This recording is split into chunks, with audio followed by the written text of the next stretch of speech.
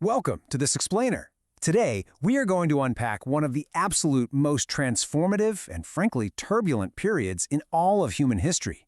We're looking at a two-century stretch of the Roman Empire that witnessed both the birth of a major world religion and the near-total collapse of an undisputed global superpower.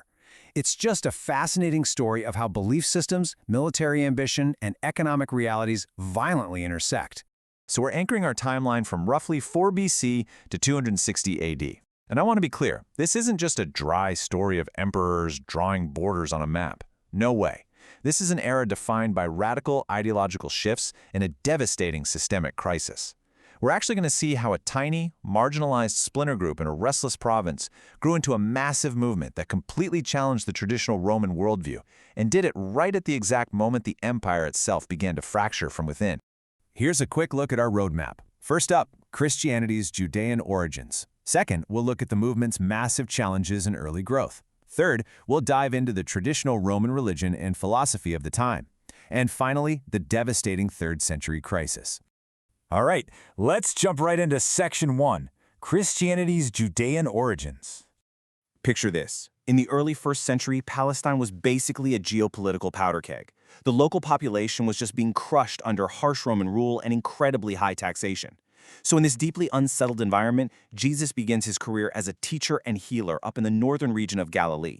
Because he's drawing these huge crowds and preaching about a coming kingdom of God, the Roman authorities, specifically the governor, Pontius Pilate, well, they view him as a massive political threat.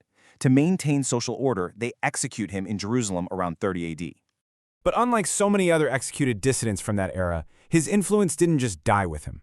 After Jesus' execution in 30 AD, his followers hit the ground running, spreading his message. By 64 AD, they were distinct enough that Emperor Nero actually scapegoats them for the Great Fire in Rome. A year later, the highly influential missionary Paul of Tarsus is executed. But the absolute catalyst, that happened in 70 AD. Following a massive Jewish revolt, the Romans completely destroyed the Jewish temple in Jerusalem. In the devastating aftermath of this, early Christians became much further separated from their Jewish roots, which really accelerated their development into an entirely distinct religion. Now, a man named Paul of Tarsus fundamentally changed the trajectory of the whole movement. You see, early followers of Jesus considered themselves faithful Jews, right? They strictly followed traditional Jewish law.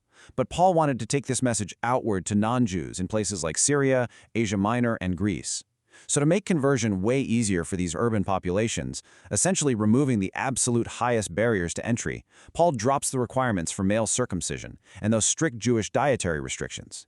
Naturally, this sparked some serious tension with traditionalists back in Jerusalem, but it effectively opened the floodgates. It transformed a localized sect into a sprawling, brand new religion. Which brings us to Section 2, Challenges and Early Growth. You have to put yourself in the shoes of an average Roman for a second. This new faith was just baffling to them. It wasn't an ancient ancestral religion, which meant it had literally zero legal protection. Worse, Christians flat out refused to participate in the imperial cult or worship the traditional gods. To the average Roman, this wasn't just weird, it was dangerous. They genuinely believed this refusal would provoke the wrath of the gods onto everyone. The Christian scholar Tertullian captured the scapegoating perfectly. He noted that if there was a flood, a drought, or a plague, the immediate public reaction was to shout, "To the lions with the Christians." But here is the wild part. All this official hostility completely backfired. Some Christians actually embraced public trials as a way to bear witness, becoming what we know as martyrs. The diary of Vibia Perpetua is incredible. She was a wealthy 22-year-old mother in Carthage in 2003 AD. Even when the Roman governor is literally begging her to offer just a simple sacrifice to save her own life and return to her infant son, she flatly refuses. She was executed in the arena. You can imagine how baffling, yet undeniably powerful, that level of conviction was to an average Roman spectator. It proved to outsiders that this faith offered incredible spiritual strength. Just like Tertullian noted, the blood of the martyrs truly was the seed of the church. So how did early Christians survive and keep growing? Well, they were smart. They visually adapted to their environment. Take a look at this striking early mosaic. Christ is depicted riding a chariot through the sky with these rays of light extending from his head. That is classic iconography of the traditional Roman sun god. It was such a brilliant way to borrow familiar visual language from Greek and Roman religion, using it to communicate a completely revolutionary message to a pagan audience. As the movement survived into the 2nd and 3rd centuries, it really had to get organized. In the early days, things were actually quite egalitarian. Women held prominent leadership roles, like the legendary missionary Thecla.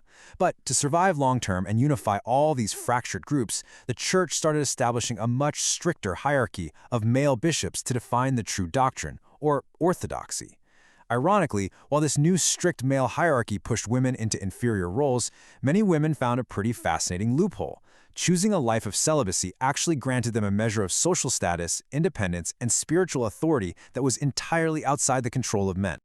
Moving on to Section 3, Traditional Religion and Philosophy. Now, traditional Greco-Roman polytheism was not some boring, static thing. It was an incredibly diverse, highly competitive spiritual marketplace. Sure, you had the formal, somewhat distant state gods like Jupiter, but you also had these wildly popular cults trending everywhere because they offered what people actually craved: emotional comfort and a deep personal connection. For example, the Egyptian goddess Isis was revered as this compassionate, loving mother who offered the hope of resurrection. Meanwhile, the Iranian god Mithras became hugely popular among Roman soldiers, demanding strict ethical conduct and truthfulness. Because these traditional cults provided such high moral standards and deep emotional comfort, Christianity was facing some very stiff competition. And for the educated elite, philosophy wasn't just abstract, textbook thought.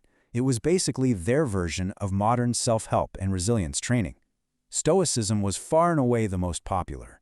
It emphasized intense self-discipline, emotional control, and a really profound duty to society.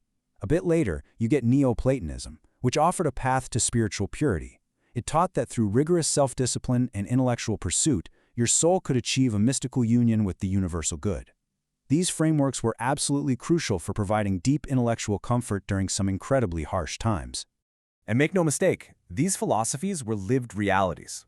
Emperor Marcus Aurelius actually wrote this famous quote, "Either make others better or just put up with them," in his meditations while he was shivering on a military campaign out on the freezing northern frontier. Just think about that contrast for a second. The emperor of the known world, wielding literally immense power, is sitting there writing about his absolute duty and societal obligation while enduring the miserable, freezing reality of his post. The belief was that people existed for each other, and you had to do your duty, no matter how harsh the circumstances got. All right, Section 4. This is where the wheels really fall off, the 3rd century crisis. To defend against these increasingly organized Germanic tribes up north, the emperors realized they needed to expand the army. But that expansion rapidly drained the imperial treasury. So, to pay the troops without raising taxes, which no one likes, emperors started debasing the currency. They were secretly putting less and less actual silver into the coins. Well, merchants aren't fools. They figured it out and instantly raised their prices to compensate. This triggered a crippling, vicious cycle of hyperinflation that absolutely wrecked the non-military economy. To put this into perspective, by the year 200 AD, the Roman army had swelled to roughly 400,000 troops. That is a staggering number. And they didn't just need salaries, you know? Just building one temporary frontier fort required 10 tons of iron nails and 17 miles of wooden planks. Guaranteeing regular pay, bonuses, and massive supplies to keep this heavily armed workforce happy and loyal, it basically became an emperor's only real job, crushing every other imperial priority. Honestly, this deathbed quote from Emperor Septimius Severus in 211 AD tells you everything you need to know about the resulting political dysfunction. He tells his sons, "Make the soldiers rich and pay no attention to everyone else."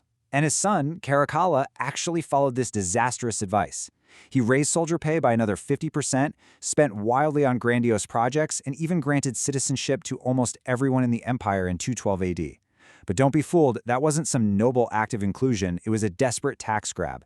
The relentless pressure to extract revenue shattered local elites and paved a direct path to total financial ruin. And this economic rot led directly to unimaginable military humiliation. In 260 AD, the absolute unthinkable happens. The Sasanian king Shapur I captures the acting Roman emperor Valerian, alive in battle. The psychological shock of this across the empire was absolute. Rome had officially hit rock bottom. Their borders were porous, and their leadership was utterly humiliated on the world stage. So, the mid-3rd century was, quite frankly, an absolute nightmare. Nearly 30 men claimed the throne in just a few decades of constant civil war. Agriculture withered. A virulent epidemic swept the Mediterranean, causing massive population decline. And how did traditional Romans explain all this? They firmly believed the state gods were furious with them. As a result, Emperor Decius launches the first systematically organized, violent persecutions against Christians, demanding they sacrifice to the state gods or face execution. This wasn't just localized mob violence anymore. This was the crumbling state desperately trying to appease angry gods through organized bloodshed. Of course, executing people didn't magically fix the economy or stop the diseases. Eventually, Emperor Gallienus pauses the attacks on Christians between 260 and 268 AD, restoring church property and bringing a temporary religious peace. But honestly, the structural damage was already done. By the 280s, despite the pause in religious violence, the Roman Empire was financially exhausted, politically unstable, and tottering right on the edge of the abyss. Which brings us to a final thought for you to consider. We've seen how the traditional Roman system, its economy, its massive military, and its ancestral religions totally buckled under the weight of the 3rd century crisis. But meanwhile, a highly organized, deeply convicted new religion was steadily growing right there in the background. So when an empire's economy completely fractures and its borders collapse, can a new faith actually hold the pieces together? That is the fascinating question that sets the stage for our next chapter of history. Thank you so much for joining me for this explainer, and I will catch you next time.